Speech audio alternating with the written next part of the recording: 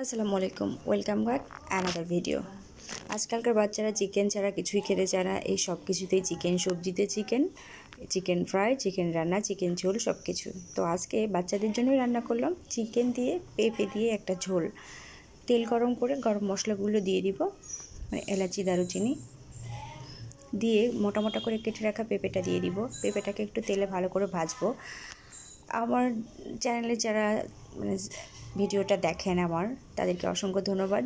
আমি রিকোয়েস্ট করব, আমার ভিডিওটা যার সামনে আসবে, যদি আমার চ্যানেলটা সাবস্ক্রাইব করা না থাকে, প্লিজ আমার চ্যানেলটা সাবস্ক্রাইব করে আমার নতুন নতুন ভিডিওর সাথে থাকবেন।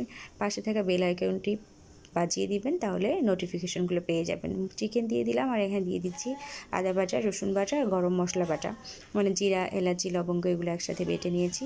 আর গুঁড়া মশলা দিয়ে দিচ্ছি, মরিচের গুঁড়া, হলুদ গুঁড়ো, লবণ, ধনিয়া গুঁড়া দিয়ে একটু ভালো করে কষিয়ে নিব। মুরগি রান্না করা হলো পৃথিবীর সবচেয়ে সহজ রান্না করা, আর তার মধ্যে একটু আলুর বদলে পেঁপে দিয়ে দিলে হয়ে গেল।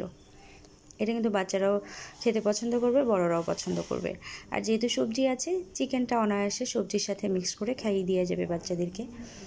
তো বাচ্চাদের খাওয়ানোর ক্ষেত্রে অবশ্য মরিচটা একটু কম করে দিতে হবে। গরম পানি দিয়ে দিচ্ছি কষানোর পরে, কিছুক্ষণ জাল দিলে রান্না কিন্তু হয়ে যাবে। আর এখনকার চিকেন তো আসলে খুব বেশি সিদ্ধ হতে সময় লাগে না। আমার তরকারি কিন্তু রেডি। কেমন হলো জানাবেন। আল্লাহ হাফেজ।